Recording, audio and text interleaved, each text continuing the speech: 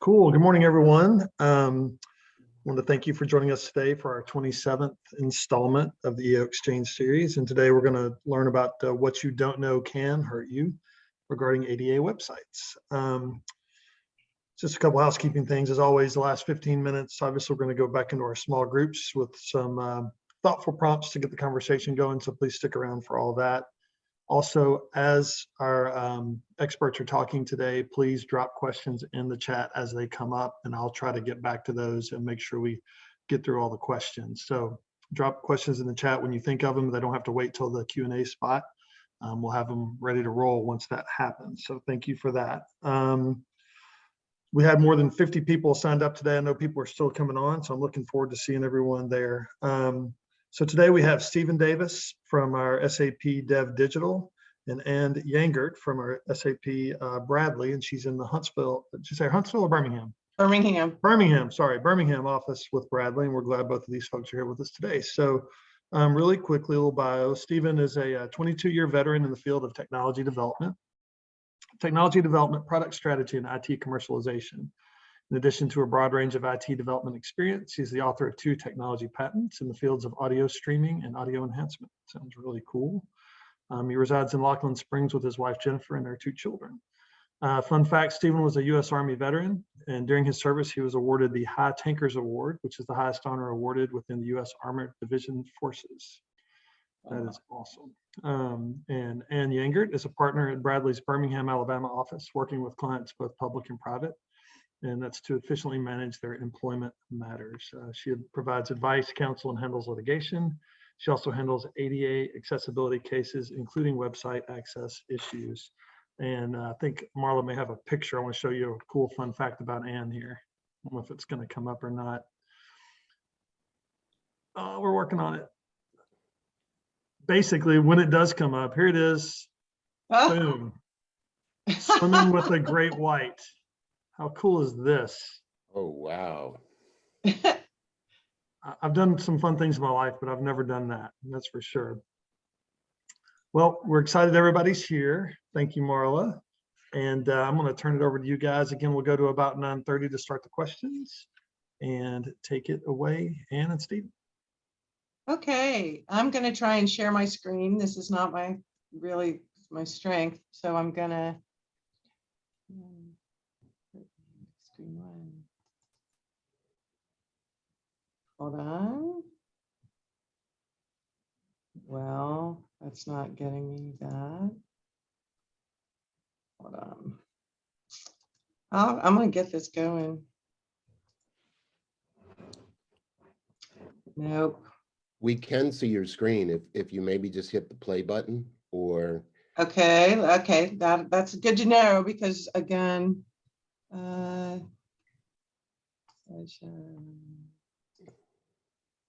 so okay, hey. Perfect. Okay, so what we're going to talk today about is websites in the ADA. I got involved in this because labor lawyers work on the ADA. I talked to clients. In fact, the ADA got passed the year after I got out of law school. So it was a law I grew up with. There is the brick and mortar ADA part, saying you have to have ramps for wheelchairs and you have to make sure your bathrooms are accessible at places of public accommodation.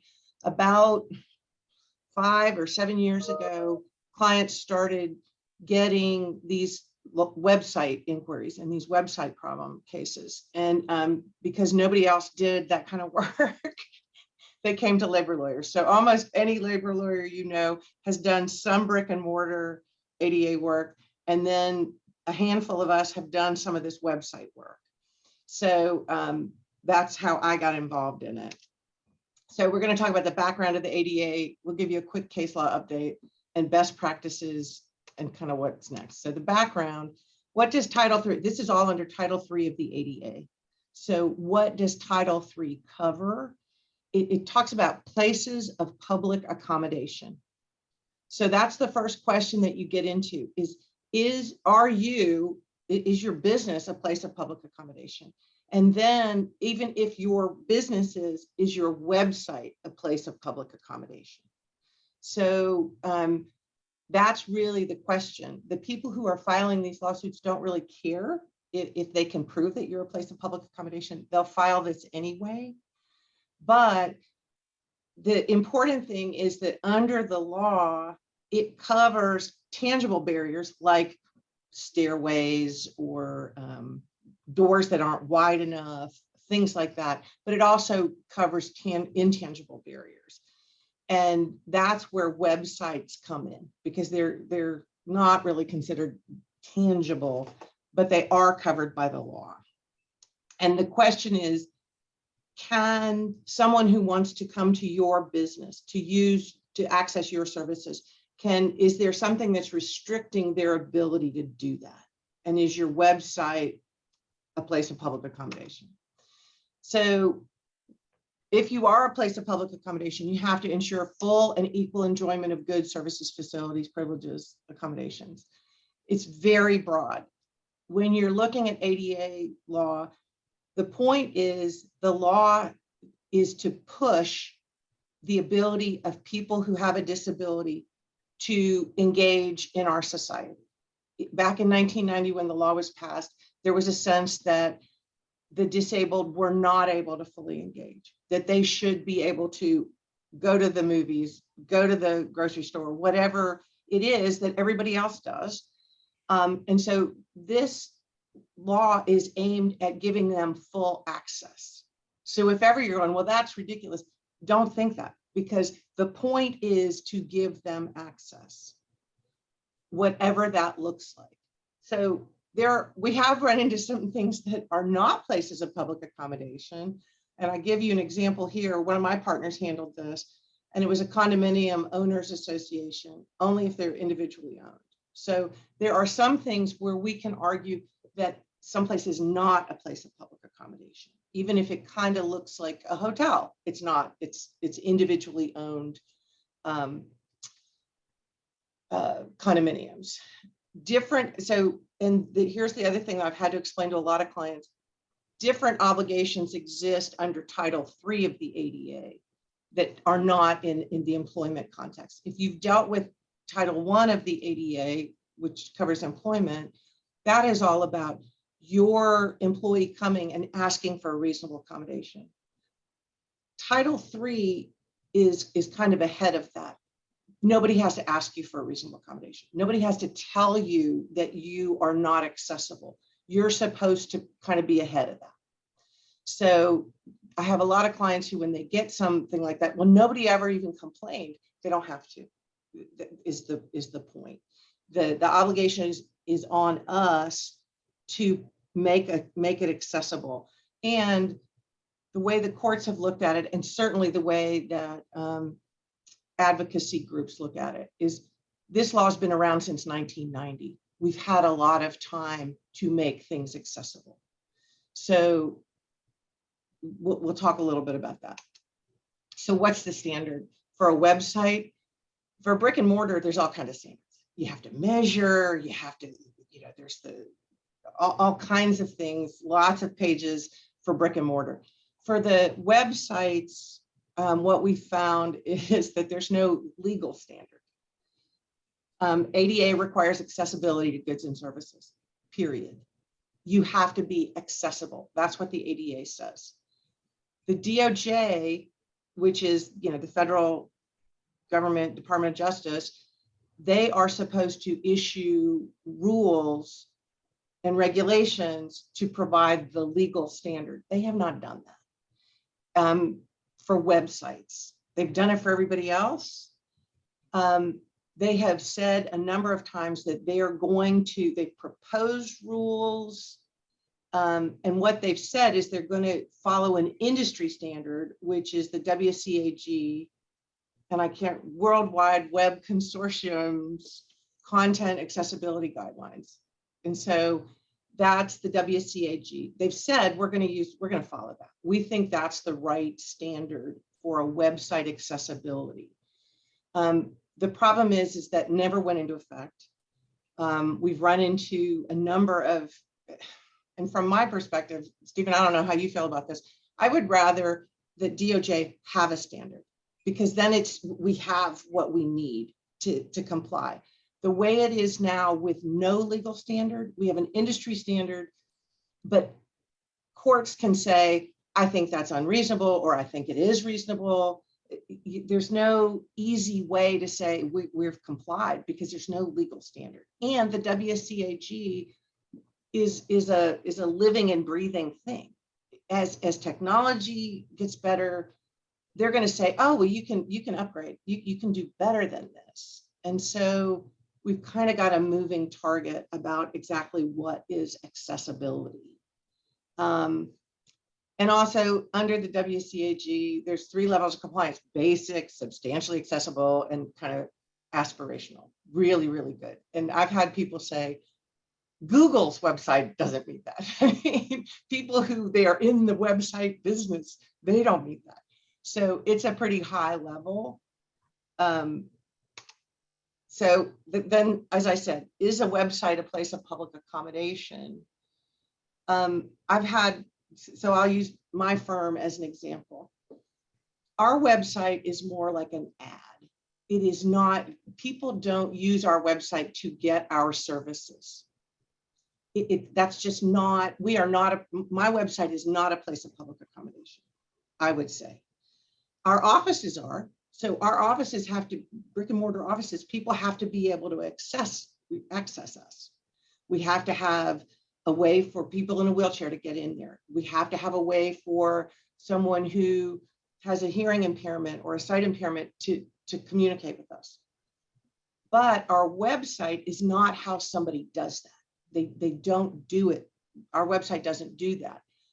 And I think that this is where the COVID nightmare that we've all been living through is going to really raise this problem for a lot of people, because websites have become more and more and more how people access people's business. For example, a that prior to the shutdown, you could call in and make do an order. A lot of people have set up so that you can order online now. And so their website now is the way people actually access their business. In a way that 2 years ago, that was not how they were doing business. So, and that's really where it is. There are a bunch of legal arguments across the country, and there's no one way to make this argument about whether you are or not. It depends on where you're located, and it depends on where people who are accessing your website live. And I'll give you as an example, in New York, so the New York courts are the most favorable, I believe, to the idea of a website being a place of public accommodation, because that's where everybody's filing these lawsuits. They're all being filed in New York. And they say, you can look at it, is it connected to a physical business? Is your website absolutely connected to the physical business? Or are you actually doing business online? Are you an e-tailer? Are you eBay or Amazon, where people actually do business online with you? And I'm not going to get into exactly the nuances of this, because I think that that's just a nerdy legal argument for people to make. Mostly in these cases, I don't want to get to that. That's going to spend a bunch of your money arguing about a legal issue that nobody knows the answer to. And that we could spend a ton of money. I would love for somebody to spend a ton of money, get the Supreme Court of the United States to make a call on this. But I think that none of my clients want to do that one. Nobody wants to spend money for me to tilt at that windmill. So what I would say is, if you have a website, if anybody can access it, and if people can do business with you through that website, we need to make sure that your website's accessible. So what does that mean to be accessible? The first time I had a client call and they say, what do you mean my website's not accessible to blind people? How would we do that? And Stephen can answer that question, because I thought I have no idea. And I represented a school for the blind and wanted them to explain to me exactly how this works. But at a very basic level, we put things in our website so a blind user at their end can access it.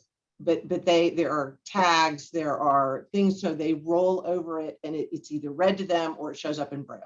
That is like the most basic explanation that I can give. Stephen can give much better information about that.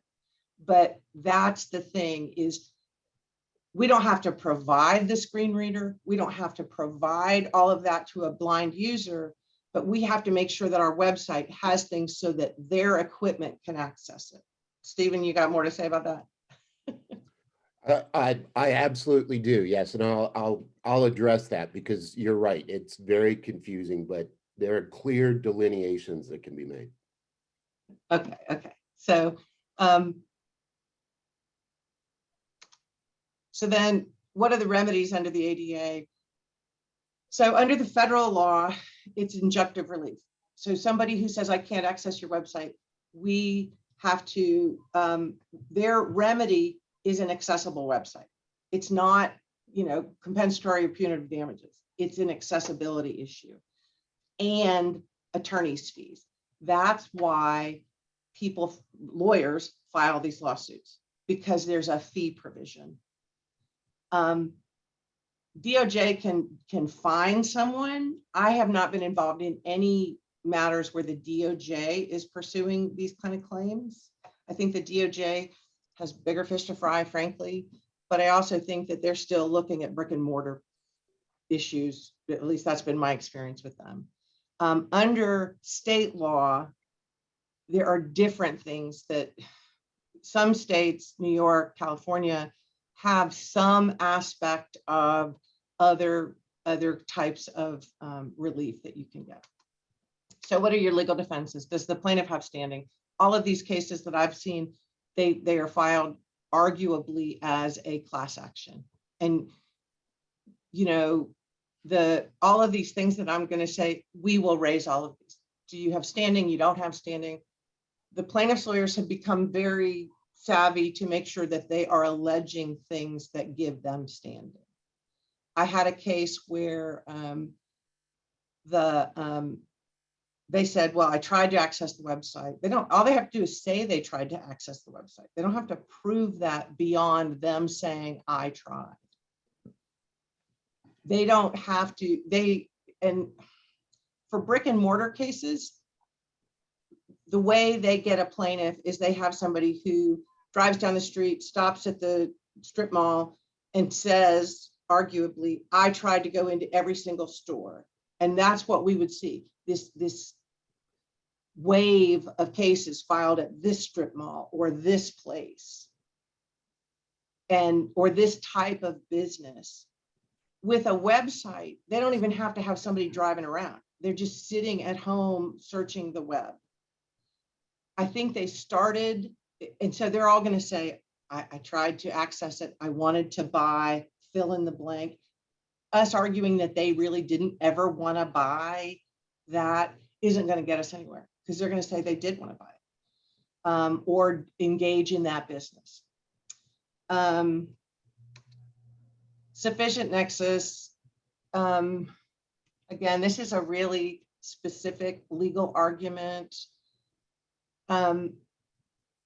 The big thing I've seen on the sufficient nexus issue is people who have links to YouTube videos on their website. So they have a link to a YouTube video that is not accessible. So the site is accessible, but YouTube is not, or arguably not, or the site, the link is not. And there's some up and down about whether or not that's helpful, but that's a design issue for of what you want to link to on your site. Serial plaintiffs, all of my clients get so irritated by this because you have a handful of plaintiffs who are filing all of these. It'll all be the same plaintiff for a bunch of them. And they're like, well, he's just in the business. Yes, he is. Or if your plaintiff could also be an advocacy group. the National Federation for the Blind, things like that. I like dealing with them better because they really are, I have confidence that what their goal is to make our website accessible. Whereas individual plaintiffs, I think, are just, they're getting paid at some level by the attorney to do this. Judges don't like serial plaintiffs, so the plaintiffs bar is trying to stop that a little bit so that it's not quite so obvious that they are serial plaintiffs. But if you get one of these, this plaintiff will have filed many, many, many other claims about it.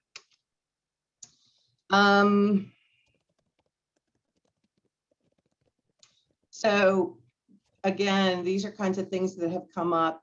The blind user said, I couldn't find out when your business was open. You know, so I couldn't know when I could go to your business. And the court said, yeah, that's a Title III violation. The Dunkin' Donuts one is, again, they started doing more business online. And so they needed to make sure that their website was accommodated. And then again, Dunkin' Donuts didn't do business online for a long time. And then as they started doing it, you can order it and you can pick it up and you know, drive through. You've got to keep an eye on that as your website becomes more integral to how you're providing services. So best practices, work with somebody like Stephen to get your site accessible. Even if, so I've had clients who I say, I don't think that you're a place of public accommodation. I don't think you are. And they're like, but we want the blind to be able to use our site. We think that's, you know, and I will also tell you that the people with a hearing impairment or a vision impairment or some other impairment that makes it harder for them to access your site, that's a growing part of our population. It just is. And if you want to make sure that they are able to access your site, it's not so hard to do. And so I really encourage people to go ahead and get ahead of this, go ahead and get your site accessible. They use the courts and the DOJ when they enter settlement agreements with people on these issues, use the WCAG as the standard. And so that's helpful to know. The advocacy groups like the WCAG standard. I would also, if you're going to have your site reviewed or you have somebody who's developing your site, make sure you raise this as an issue on the front end. If you're redoing your site, make sure you raise this as an issue. And I would also make sure that whoever you're working with, when you get one of these letters or one of these lawsuits, that you've got them lined up to help you, because these are coming. Like I said, I think that they started with the really big companies and who were doing business online, but they're going to run out of those companies. and these lawsuits are still coming. They're still making money. The way that my experience with these suits is they file the suit. My client says, how much will it cost to tell them no? And I say, a lot more than what they say we can pay them in attorney's fees and fix the site and be done. So there's no, it is extortion. There's no question. This is distasteful, but it's part of doing business on the website. I think also, unless and until DOJ comes out with a real regulatory standard that we can point to say, no, we meet this, it's really hard to fight this. But I also know that people like Stephen can help you be ready for this. These are other things, and I'll make this available. I like having an arbitration provision. So if you, in fact, run into somebody who wants to file a lawsuit, you say, there's an arbitration provision for this, and you have a chance of getting into arbitration, which is not where these people want to be. They want to be in a court of law. They don't want to be in arbitration. I think it's good to have things on your site about how somebody can raise a complaint, how they do that. It's not it doesn't prevent these suits, but I think it makes the plaintiff look less reasonable that they never tried to engage us about the accessibility of our website. Instead, they just filed this lawsuit. 24/7 telephone service, that I think is not a bad idea as well, because if somebody is running into access problems, they have an ability to use their telephone. Hopefully our phone at our end is accessible as well, so that if somebody is having trouble, particularly somebody who's hearing impaired, that you've got an ability to communicate with them. Ongoing compliance checks, I think that's going to be really important as well. If you get a threatening letter from a lawyer, and that's how 5 years ago, all of these came in through a lawyer letter.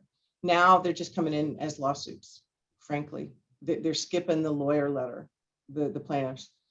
In part because under the ADA, if we get a lawyer letter and we fix the site, the case is moot. It's done because they don't have anything that they could recover. And shockingly, the plaintiffs' lawyers didn't like the idea that they couldn't get their fees. Who knew?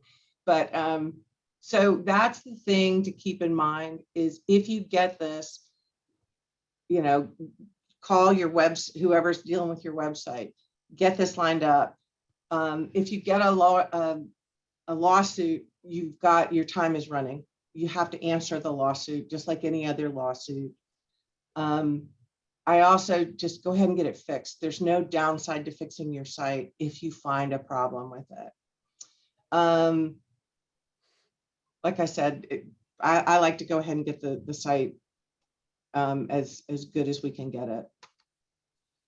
So in litigation, these are all, again, kind of nerdy lawyer things. We'll check out the plaintiff. We'll find all the stuff to show that they're a serial filer.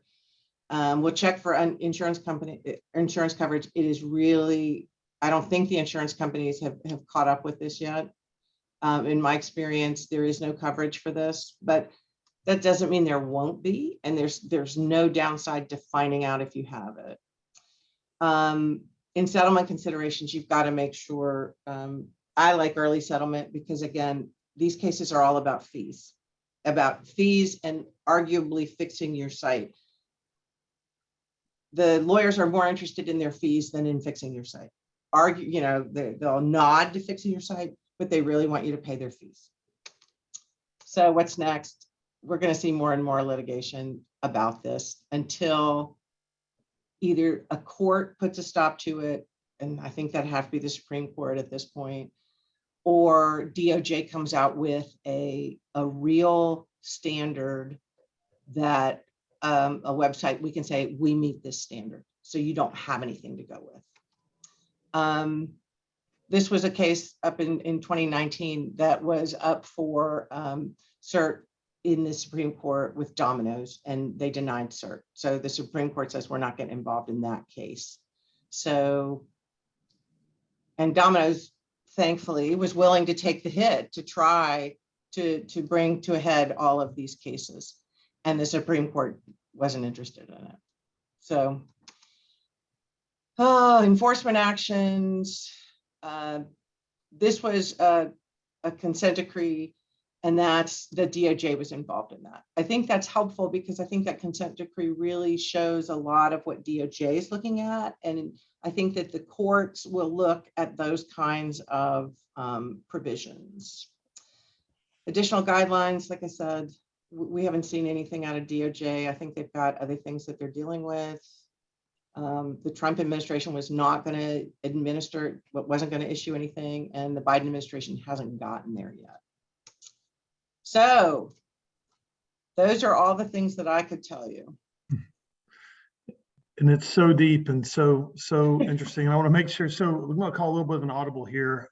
We might decrease the breakout time because I want to make sure Stephen gets 100% of his time to enlighten us here as well. So, so I'm going to turn it over to Stephen, but keep the questions coming. And then when Stephen's done, we may turn our breakout time into Q&A if that works for everybody. So Stephen, the floor is yours. All right. Thank you very much, Richard. Thank you, Anne. That was very nicely done. Could someone please offer me screen sharing permissions? Am I on now? There we go. All right, let's see.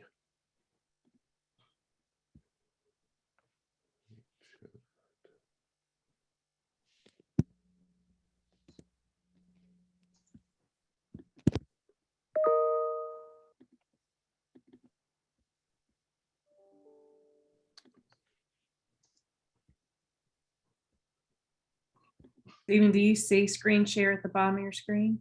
I do, thank you. And what I'm seeing is I don't use Zoom as often. It's asking me to go ahead and Zoom will not be able to record. Okay. Anyway. And I should be good to go here in just a second. Okay.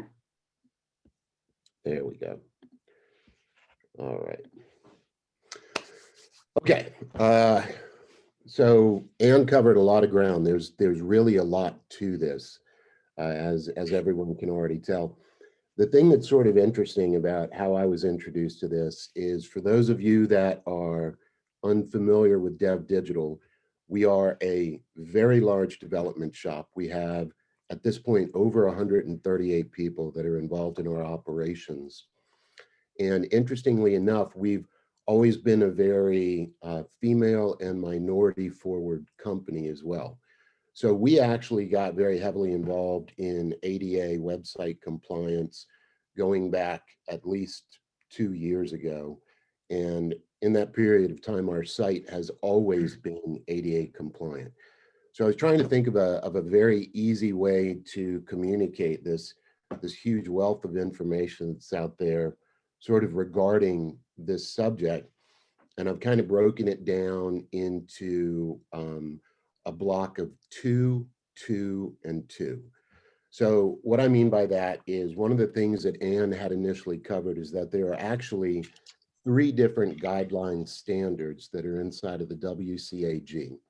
And the first is single A, which means that it's minimal compliance. The third level is triple A, which means that it's aspirational. And then the second is double A, which means that that's sort of the sweet spot. And that's really, I won't say that you're bulletproof, but by adhering to double A standards, you can at least show an ongoing good faith effort to try and make your site compliance. So that's the first 2. The second 2 is, how do we actually go about making a website compliant? And we do so through 2 separate steps. The first step is an automated plugin that we apply to each individual URL. And what winds up happening is, once that plugin is installed, it utilizes machine learning. I mean, that's one of the great aspects about working for a shop of this size. You have so many different talented people on staff. And machine learning is a very integral component of this. So what's going to happen is, once the plugin is installed by Dev Digital, and I can really only speak in the way that we manage things, then over a 24 to 48 hour period, it's going to crawl the entirety of your site, and it will begin to make modifications to your site. And then we will receive notification once that crawl and that transformation is made, at which point we look at the second 2 and we figure out if we're not just doing any type of automated machine learning translation, then does there in fact need to be any type of manual? So let me put a pin in the manual aspect for just a moment, and we'll go ahead and talk about what the machine learning looks like in and of itself. So this is kind of cool. This is our website as it currently stands. As I had mentioned, of course, this is a 100% double A WCAG compliant website at this point. And had you seen our original website prior to our having made it compliant, you would actually say nothing about the website has changed, right? This is exactly the way it looked when we first programmed it.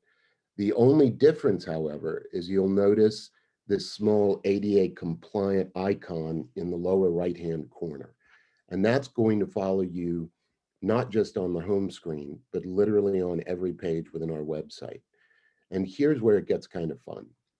So if I were an individual that already had pre-kitted equipment for my disability, say I were visually impaired or I were blind, then I would have some ancillary equipment that's attached to my computer, like a JAWS reader or a TalkBack, and it would be able to read the website for me. However, not everybody has access to that equipment and not everybody needs that level of ADA accessibility. So with that in mind, a visitor can simply click onto that icon, and then this is where the third and final two-step comes in. As I was mentioning, step one was automated through machine learning. Step two is manual, where you have the chance to sort of toggle things on and off. So you'll see that there's a full menu that's available for your website, and it would include, and I'll just go through these quickly. The first would eliminate any type of flashes, or it reduces the intensity of color for people who are susceptible to seizures. The next would be for individuals who are vision impaired. So what this actually does is it increases the contrast of the site. I'll give you an example. I'll go ahead and click on it, and you can see how much more vibrant some of the colors are. This helps people with degraded eyesight. Then after that, you actually have an ability to recognize individuals with cognitive disabilities. So when I click on it, what it immediately begins to do is it helps me compartmentalize the areas of navigation so they're blocked off and a little easier to access and understand. So this would be for people that might have dyslexia, or they might be somewhere on the autism spectrum, individuals with CVA, which is cardiovascular accidents. So they have difficulty in cognitive impairment. And then the next would be the ADH or the ADHD friendly profile. And this is personally one of my favorite. I didn't realize that I might have some of the hallmarks of ADHD until I realized how much I really like this particular feature. So when I click on it, it automatically gives me a bar that forces me to focus on the area that I'm currently reading by highlighting that content. So it really sort of helps you focus on that particular information.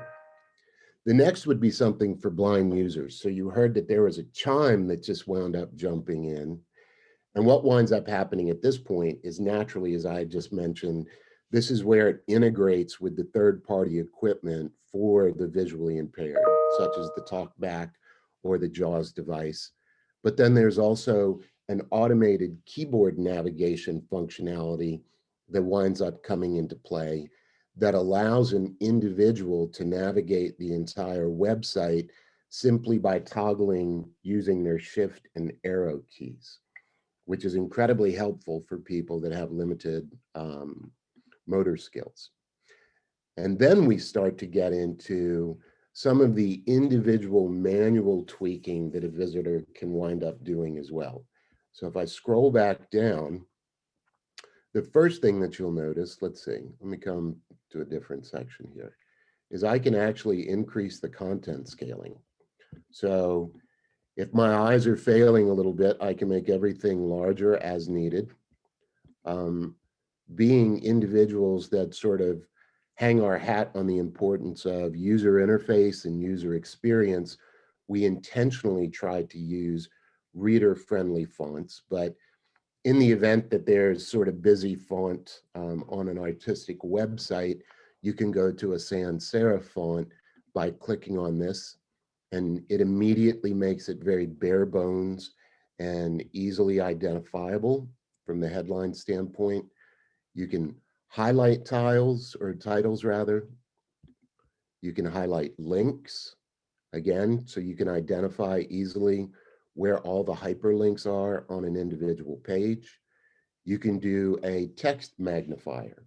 So you can come over and you can hover over whatever text you're having difficulty reading, and it's going to increase the font size so that it's easier for you to understand. And then as we come down, we'll take that off. We can adjust the font size. We can adjust the line height. We can adjust the letter spacing. So a lot of us are familiar with that as kerneling. So we can simply spread out how much space is between each one of the letters.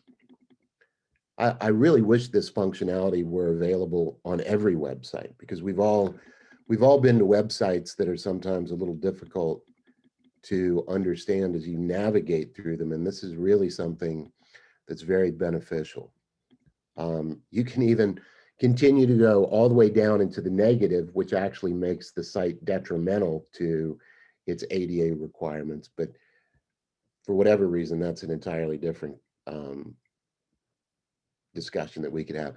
Anyway, so we can align all of the content to the center. We can align it to the left, which is where we have it, align it to the right. And then we also have a lot of additional features to include color adjustments. So we're all familiar with dark mode, but we can actually apply a dark contrast to any website. And so we'll go ahead and reverse out and contrast any of the text so that we flip it and make it white on black. The light contrast, Dev Digital already has a very light, clean white backdrop, so you're not going to be able to see anything here. Monochrome typically tends to be for individuals that are in some way colorblind, and so they might have difficulty differentiating between different color schemes, so you can simply make the website monochrome if you'd like to. You can go in again for individuals that are having difficulty with their eyes. You can come in and you can make something high saturation, which immediately increases the hue of most of the images.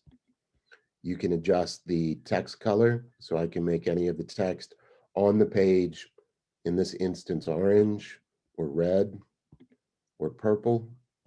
Can cancel out of that. High contrast, again, trying to get things to pop off the page. You can change the color of the background. So we could make the background green if we wanted to, or blue if we wanted to, whatever the individual finds to be most beneficial to themselves. And then we also have orientation adjustments. So if for whatever reason you find some of the images on the page distracting, we can go ahead and hide any of those images that are out there. Then we also have a functionality built into this through machine learning that allows for a reading guide.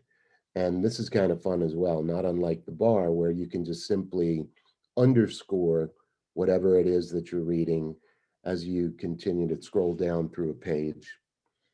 We can stop any animations that are on the website for individuals that, again, might be seizure prone.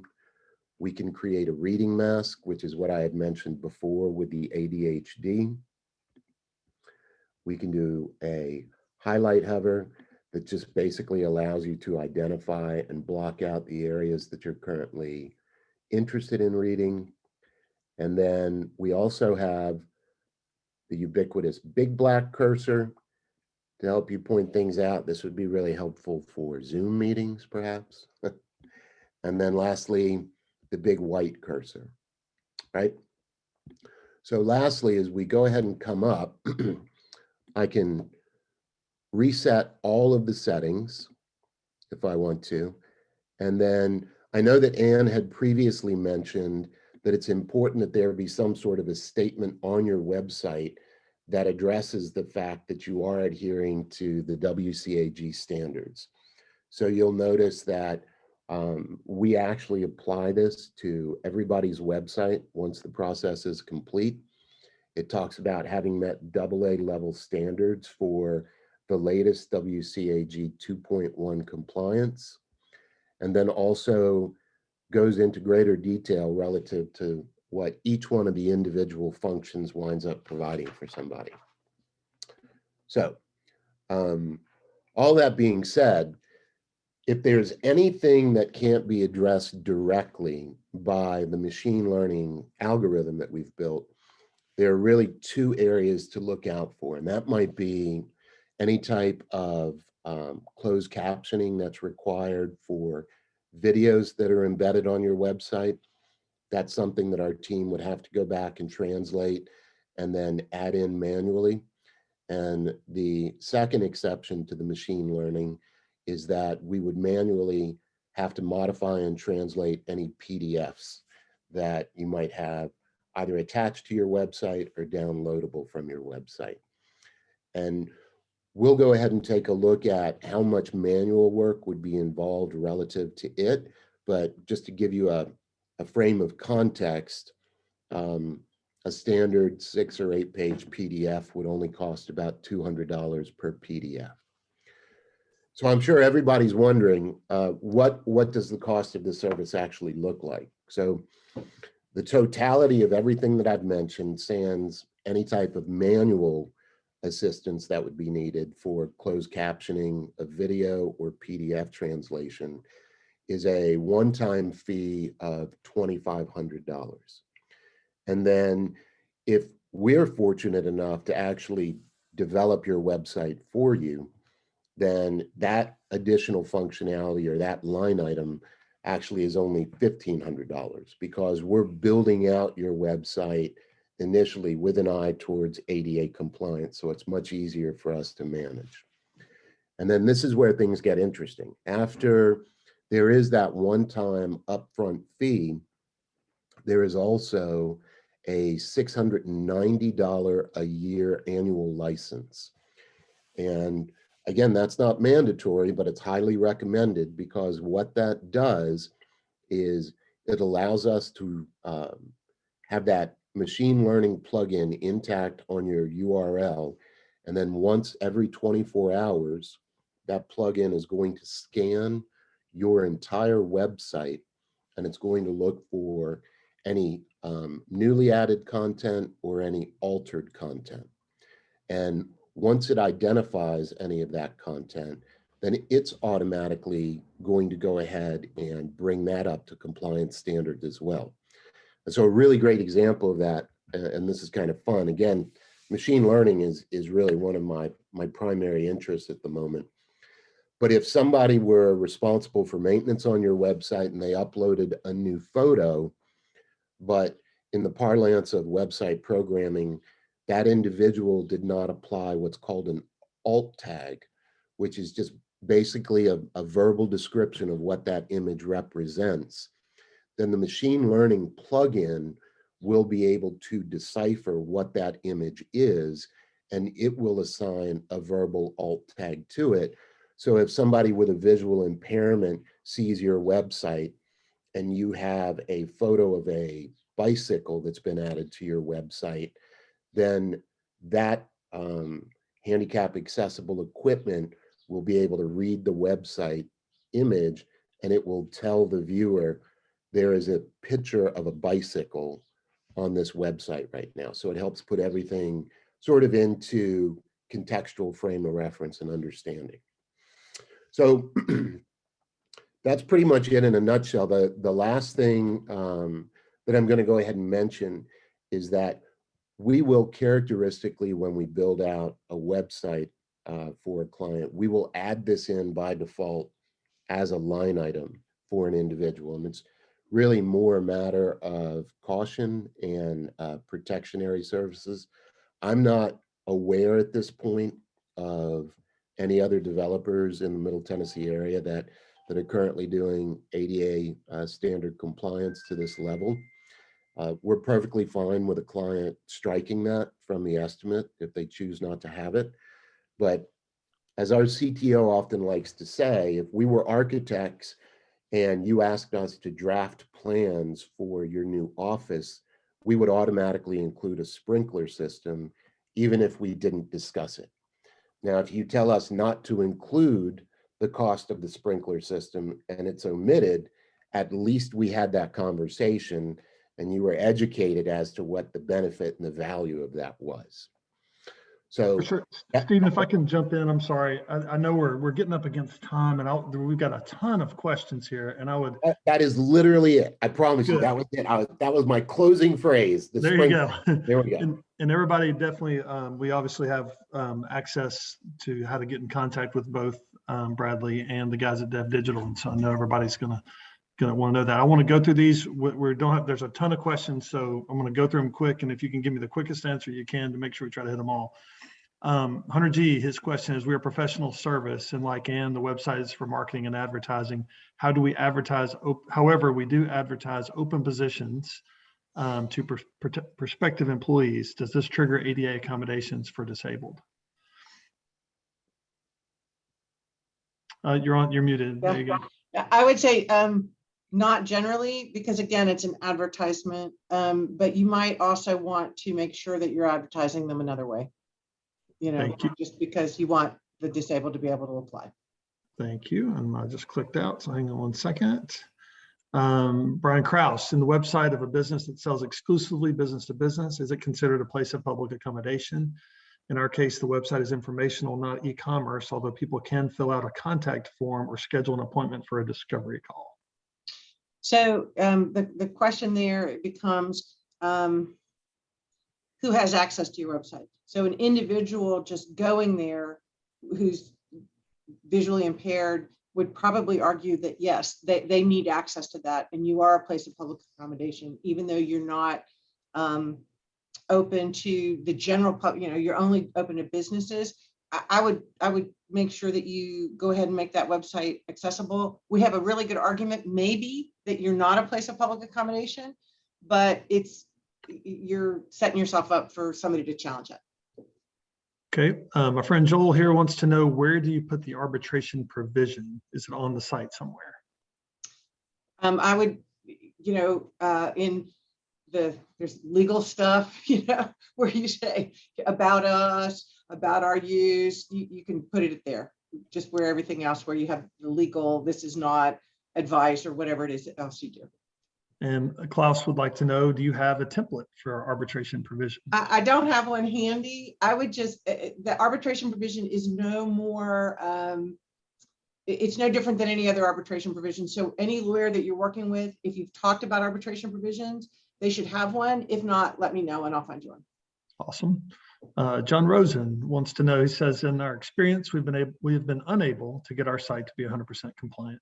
Additionally, each time we scan using different tools, we get different results. What to do? Stephen, that sounds like one for you. That absolutely and does. I'm going to interrupt really quickly. I've got a judge that I have to get online to call. So if you have any questions, you can get in touch with me. Okay. Yes. Yep. Bye, guys. Thank you. Yep. Thank you, Ann. Very quickly, we'll give it a shot, right? I mean, there's really no way that we can promise something. It sounds like there might be some extenuating circumstances. So naturally, if we weren't able to bring that individual up to compliance standards, there would be no charge. But here's a really great thing that I'll throw out for everybody on this call. If anyone's interested to know the state of their website right now, part of the plugin that we utilize allows us to run automated audits. So if anybody's curious, just go ahead and email me. I'll run an audit. I'll send you a report. You can look at it. There won't be any follow-up unless you request it. Just happy to share that with everybody. Got it. I wish I could have gotten time to ask about the copycat lawsuit question there. Another question, beyond H&R Block and Domino's, I think we probably have people with personal experience on this one. Are there examples of small businesses successfully sued by these serial plaintiffs? I think I've heard that that's an absolute yes. That is an absolute yes. You know, I've read about multiple instances in which smaller businesses have in fact been sued, and really what wound up happening, and Ann and I had a conversation about this as a precursor to this morning's meeting.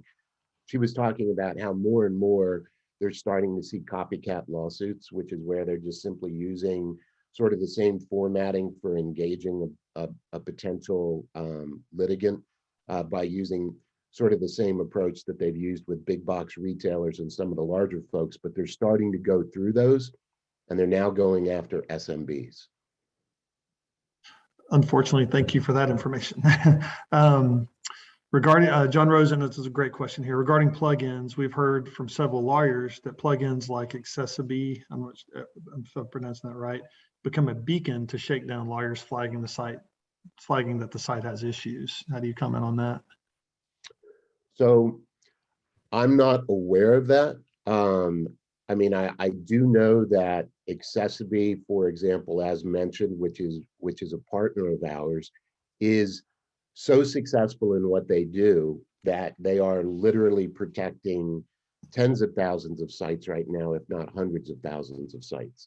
And so considering that those individuals are still doing as well as they are in operation, it suggests to me that if this were sort of highlighting the areas that people could be attacked, then if they're not addressing them, they would simply go out of business. So if anybody has an instance in which they're aware of it having not been addressed appropriately by a third party, I'd love to hear that. Perfect, thank you. Does the plugin trigger a one-time crawling action, but is that and then done, or will it continually be active and potentially slow down your website? And that goes in with a question John had asking how the tool impacts website performance. Yeah, that's actually a great question. No, it does not impact performance, and the crawl is done initially. Obviously, the first time that it does it, it takes a considerable length of time. The pricing that I had mentioned is actually good for a website up to 1,000 pages. Not very many people probably on this call will have sites that are larger than that. But if you have a website that's larger than 1,000 pages, it might take in excess of 24 or 48 hours to initially crawl. But then afterward, as I had mentioned, it's something that's automated as it looks for additional updated content. And since we've already crawled 99.9% of your site, and it's only looking for changes, it doesn't impact performance. That's awesome. I don't know if you know this one, but typical legal fees to make one of these lawsuits go away. And it sounded like to me the answer was whatever the cost it is to settle. But that I can't answer that with accuracy. I'm sorry, we missed her on that question. And Rosemary, she wanted to know, do the regs apply to mobile sites as well as a desktop? And does the dev tool work on mobile / responsive design? Yeah, that's actually a great question. So I would very much be interested to hear Anne respond to that, because again, I can't speak specifically to any type of regulatory requirements, but I do know that the tool does actually in fact assist with responsive design. So it will work with mobile. Now, whether or not that's a requirement, I'm unfamiliar with. Gotcha. And Brian, and I think this will be the last, John Rosen did answer the question on the settlement 12 to 25,000 in John's experience is what he understands, just to answer your question from earlier. Brian, sorry, what platforms is the ADA service available for? You know, like for example, WordPress, Webflow, so on. Really for all of them. It works for custom PHP development. It works for WordPress. The only thing that we haven't really been asked at this point is whether or not it actually works inside of a closed ecosystem like a Wix. But characteristically, those are, you know, $9 a month, $10 a month websites. So I don't necessarily know if you're concerned with ADA compliance if you're initially launching your business and you're inside of a Wix environment. Gotcha. That's the end of the questions. If I know we're 10:01, we're a minute over, and I apologize. But Marla, Samira, you want to wrap us up here? Great job. Stephen, we're so grateful for you. And we were obviously really grateful for Anne as well. When I send out the feedback, I'll include y'all's contact information to the whole chapter so everybody will have it. And just really appreciate you doing this. And I put the evaluation link in the chat. I'll also email it to whoever registered. Really need your feedback. And members that weren't able to make the call really love your top takeaway. So if you can take a second and do that, that would be awesome. You bet. Thank you so much. Thanks, Thank you. everybody. Have a great weekend. Stay safe. Take care.